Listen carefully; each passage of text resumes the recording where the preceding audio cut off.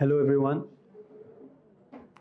Hi, my name is Simon Sarusi. I'm from the Israeli Ministry of Foreign Affairs. I was, among other positions, Deputy Ambassador in Cameroon, and it's my great pleasure to chair this session today.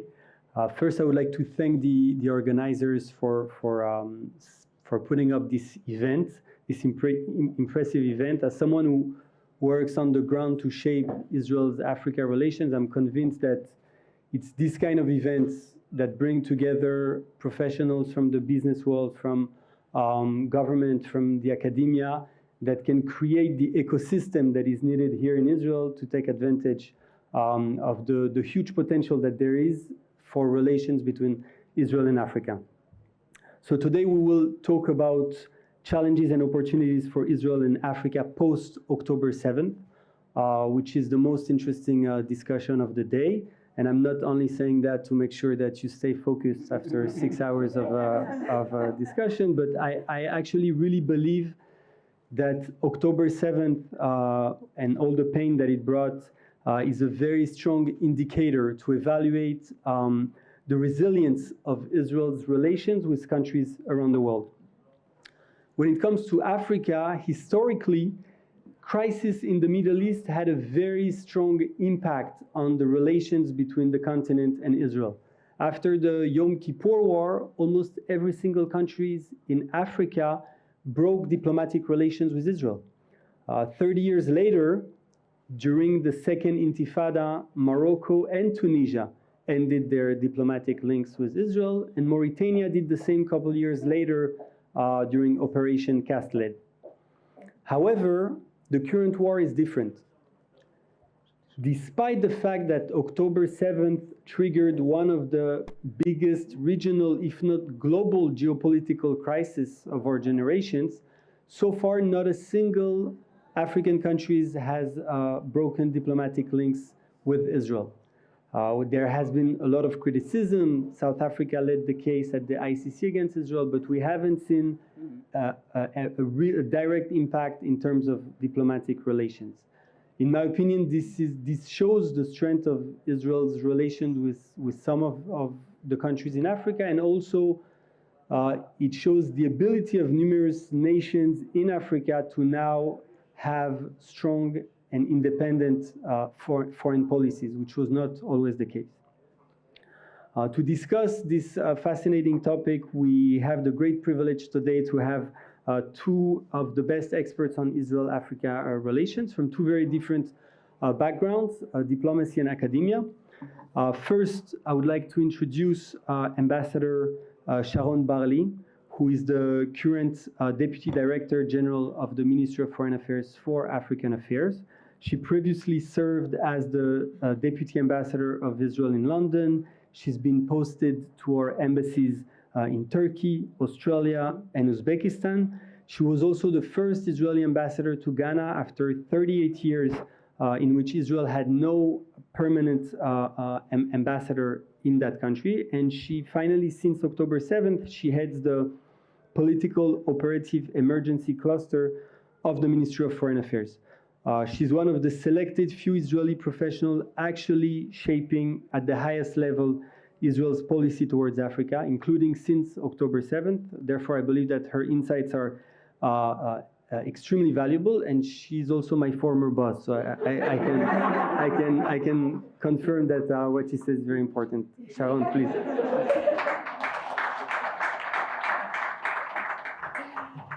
Well, good afternoon, everybody, and thank you, Simone. I'm really glad to be here and to see so many old friends and new friends in the audience.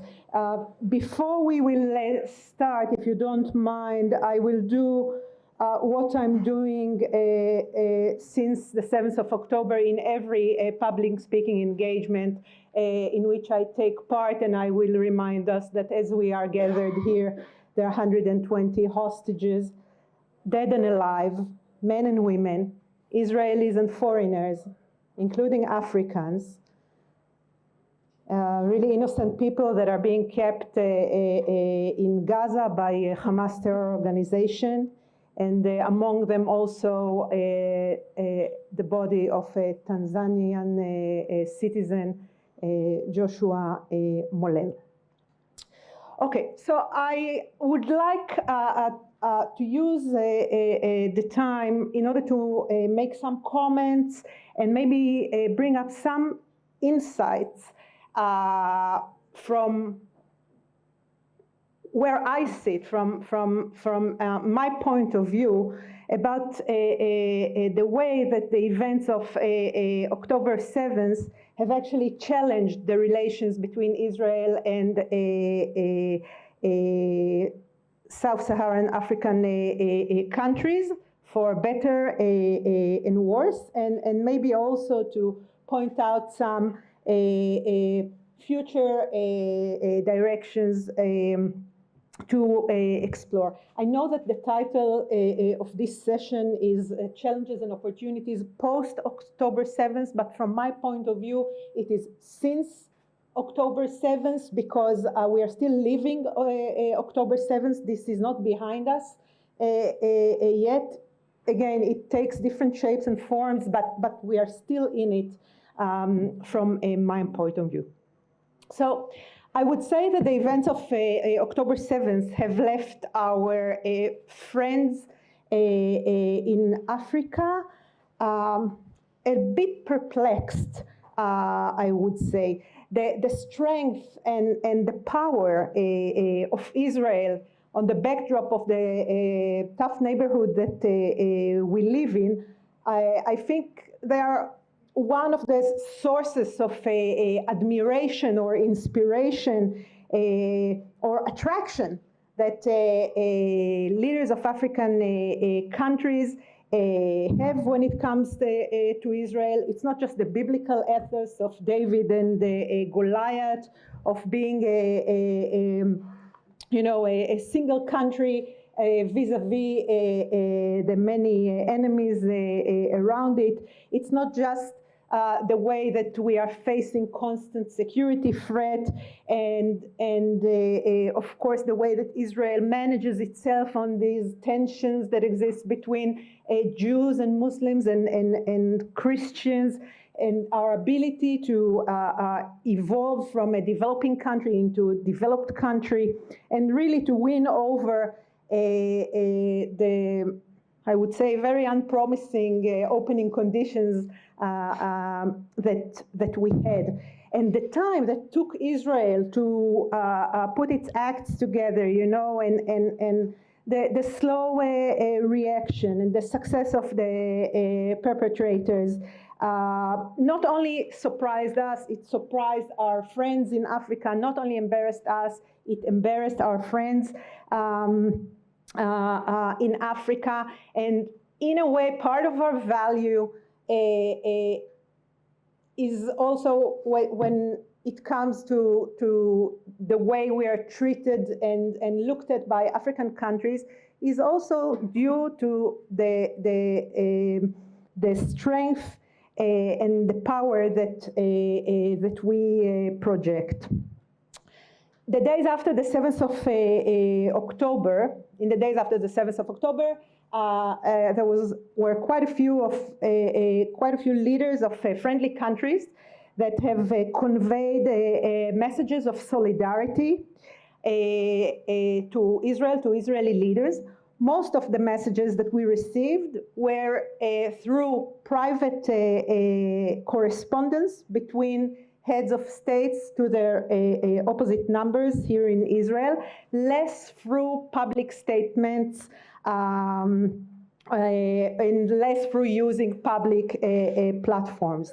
The messages themselves concentrated more on expressions of empathy and conveying condolences, alongside, I would say, generic condemnations of the atrocities.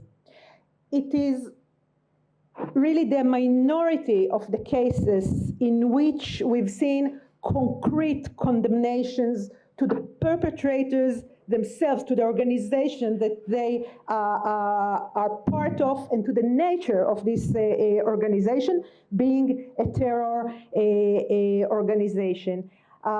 Many of our African friends chose the safer path, if I should say, and it is to really to use terms that are not controversial and that cannot be interpreted in this way or another. The pictures, the visuals that that started to come out of Gaza also created some kind of dissonance among our friends in the continent. At the end of the day, African countries are naturally identifying very much with the Palestinian ethos of liberation from a colonialist, of gaining the right for self-determination, and of course political and national sovereignty. Of course, in some of the African countries that I'm talking about, there is a meaningful Muslim population, and the leadership in these countries have to take them in consideration when they come to form a policy, and when they come to form their public statements when it comes to the conflict. And I have to say that in my travels and in my visit in different countries in the continent since the 7th of October, therefore it was extremely important for us to emphasize to our interlocutors that the war that is taking place in Israel, the war that was imposed on us, is in no shape or form against Islam, against Muslim people, and not against Palestinian people as such. Moreover, I would say that one of the factors that shaped the way that African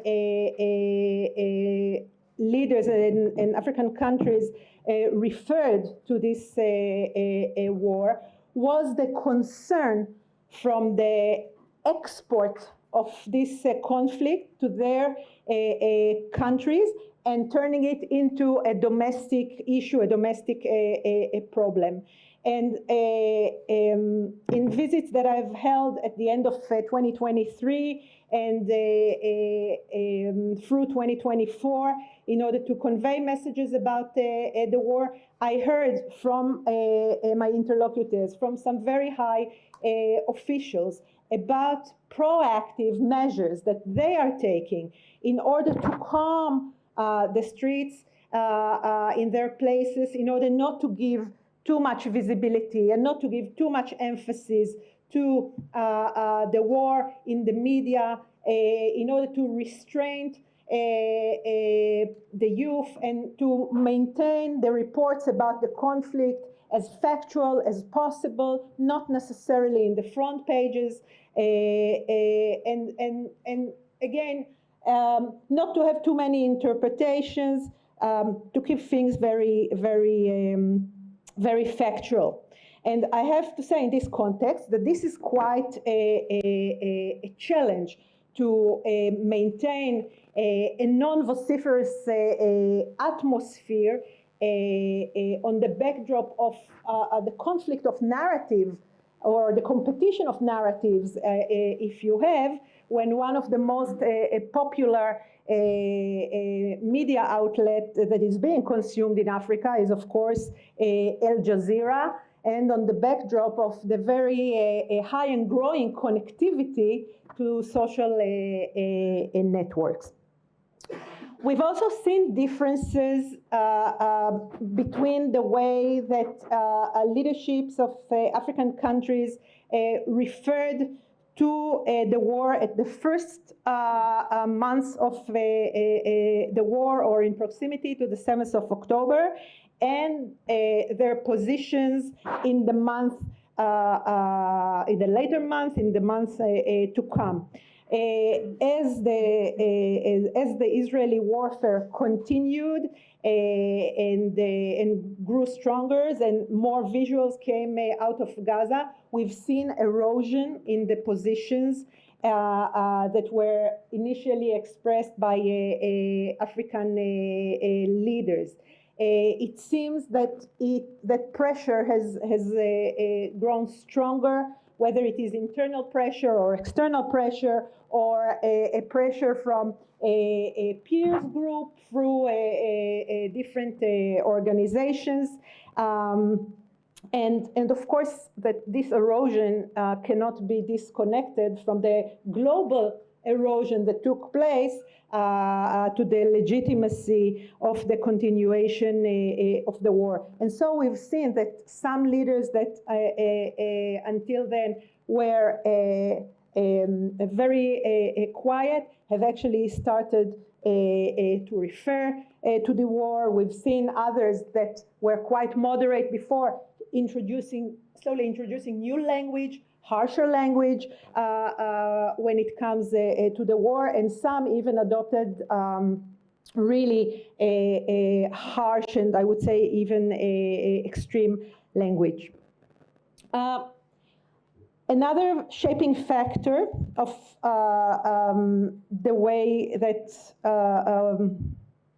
we were perceived was, I think, the growing expectations and the growing demands on behalf of African and bigger, wider organizations from these leaders of African countries whenever they discussed the issue or whenever they were about to introduce a written product, a statement, and so on this issue. I guess that the first organization that comes to your mind must be the African Union, of course, but we've seen that the issue has came up and demanded countries' contribution and consent to certain language. Also in other organizations, we've seen it in the meeting of the Arab League and African countries. We've seen it in the meeting of the Organization of Islamic Countries in Africa. We've seen it in the summit of the non-alignment movement in BRICS and others. And although I have to be a little bit cynical here, and you will have to excuse me, when it comes to the African Union, we didn't have to wait for a time to go by. Actually, it was already on the 7th of October, while Israeli citizens were, and foreign citizens and African citizens were still being murdered and raped and burnt alive. Already the Secretary of the Commission of the African Union, he already had an opinion and a position about the events, and on the 7th of October itself, he published a statement that from our point of view, it lacked both the empathy to the victims and, of course, the condemnation to the perpetrators. And I'm mentioning the statements of the African Union because they are meaningful, because they set a certain line that countries can align according to. Or see this line as the expected position from them, and sometimes also, you know, it's a good way to avoid having your own independent position. So really, the combination of these different factors that I've mentioned, together with what we heard here before, the ousting of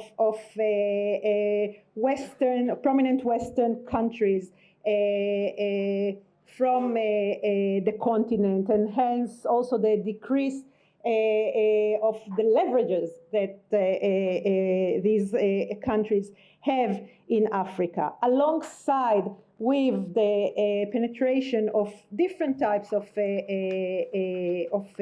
powers. All these have also set the tone for some African leaders to take, I would say, more vague positions that will enable them freedom of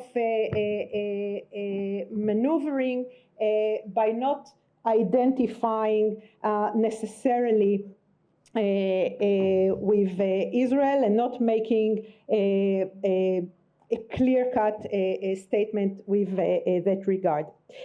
We've seen that two different sets of positions have actually developed. The first set was the set that have developed in closed doors and in closed forums, in which we heard from our African friends how Israel has the right to defend itself and how righteous is its struggle against Hamas. And the different set of positions, of course, was the public one, in which there was a growing reluctancy or growing inconvenience to be seen in our midst, and of course to show support, in some cases even to cooperate with us, even on soft issues, even on development issues. In some countries, in conversations that we've held, we've been told that they would love to continue cooperating with us once the war is over. And in other countries, I have to say, I'm sorry to say, that some beautiful projects were put on hold. I think, I have 2 minutes, so I'll be very quick. 3 to 4, thank you. I'll keep negotiating. So I think that another expression of the dissonance that our African friends are experiencing on the backdrop of the war and what brought to this situation is the embarrassment and, in a way, even disregard, I would say, of both officials and African public opinion vis-a-vis the hostages and the African hostages and the African victims coming from different African countries. There are at least 3 African countries that I know of that whose citizens have paid a price on this one.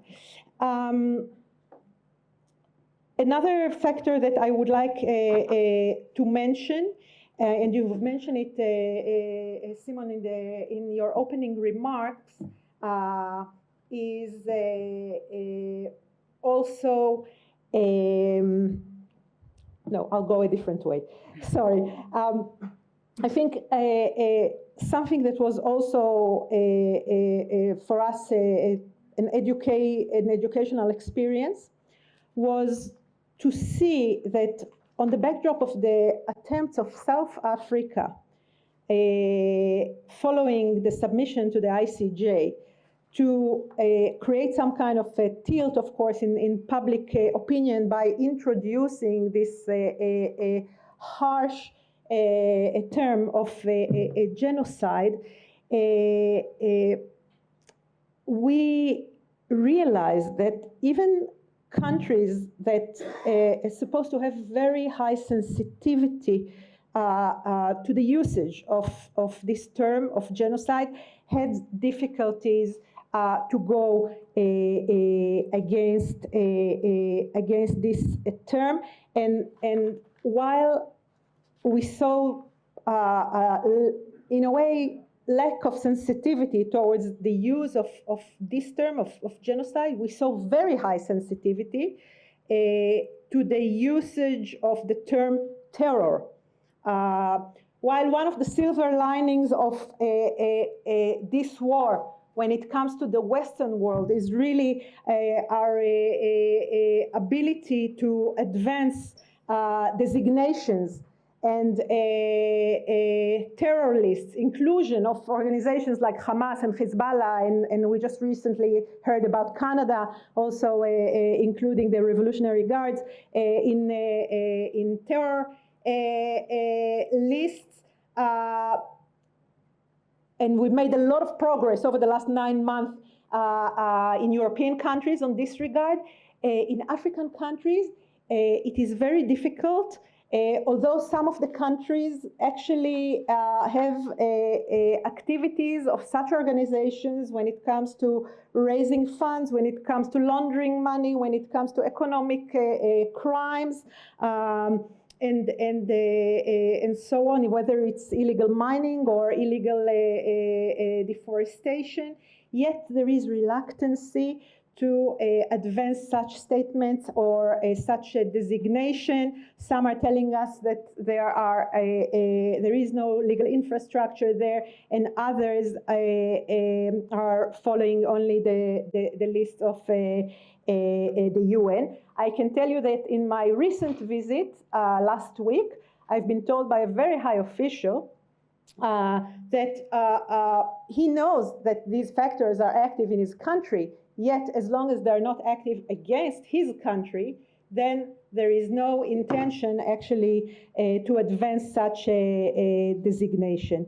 In this context, there is also a normalization or even legitimacy to elements of Hamas. We've seen it very much during the war in the case of South Africa with former Foreign Minister Pandor, the embrace she gave to Hamas through phone calls, through hosting delegations in her presence or presence of someone on her behalf in such events. But we've also seen the visit of Abu Marzouk, for example, in Nigeria. Abu Marzouk is a designated Hamas operative, and yet I've seen no attempt to arrest him or so on. One last factor that I want to mention is really the issue of the youth and universities. We've mentioned before the high connectivity and the social media, and really the exposure that has, and we've identified, although it's very sporadic, but I think it's worth paying attention to, we've seen the influence of what is taking place in the campuses in the United States now to some African campuses in some African countries, not just among students, but also among faculty. And we've seen also we've seen also elements in cultural events in which some material that trivialize and glorifying terrorism was introduced. Does the reality since the 7th of October has it also created some potentials and some achievements to Israel vis-a-vis the African fora? I would say definitely yes. You've mentioned the fact that no African country has actually severed relations with Israel, although two of them have actually decreased their presence. I believe that this is reversible, and I think that it also shows some kind of a process of maturing and growing up. I would not discount that it is also inspired by the Abrahamic Accords and the way that these countries are handling a situation in which you don't necessarily need to agree on the full political spectrum of things in order to continue and have relations and dialogue. Not only that countries did not sever relations with Israel, but some countries have actually increased their diplomatic presence. For the first time, Malawi has opened an embassy in Israel in the midst of the war. And I would also mention that Equatorial Guinea, who didn't have ambassadorial representation for quite a while in Israel, has sent an ambassador in the midst of the war as an expression of its friendship. I think that we've learned during this war that the relations with African countries also have a value through the ability of these countries to contribute to the operational continuity of the Israeli economy. And it was mentioned, I think, in one of the first sessions this morning about the labor's agreements. Such has already been signed with one country, and there are several other countries that are interested and with which we are in different stages of negotiating such agreements. I think there is a great potential in fastening the coordination and the cooperation around fighting terrorism. I really think that it is an opportunity to create a table, maybe with not the usual suspects, not the usual African suspects necessarily, but with additional parties that have similar threats vis-a-vis different proxies, whether we're looking at the platform of the Houthis and Al-Shabaab, and whether we're talking about the inspiration and encouragement that terror organizations are taking from the international community's reaction to Hamas, what they figure out that they can get away with. Great potential in around the issue of maintaining a security of sailing routes and trade routes in the Red Sea, or if you like, the other side of this coin is really the concern that this war arena will expand in a way that will influence African economies. It is already influencing the Egyptian economy, and greatly so. But there are other countries, other African countries to the shores of the Red Sea, and I really think that we should create this table. The very last sentence is, I think that part of our problem in Israel is that we're always proud saying, Israel is the only country that shares land border with Africa, and we're connected. The fact of the matter is that Israel positions itself with its back to Africa. We are looking towards the Arabia Peninsula. We are looking towards the Gulf, and our back is turned towards Africa. And I think that from time to time, I'm not saying permanently, but from time to time, we really have to turn and have different perspective and different angle, having our eyes and faces towards Africa. Thank you.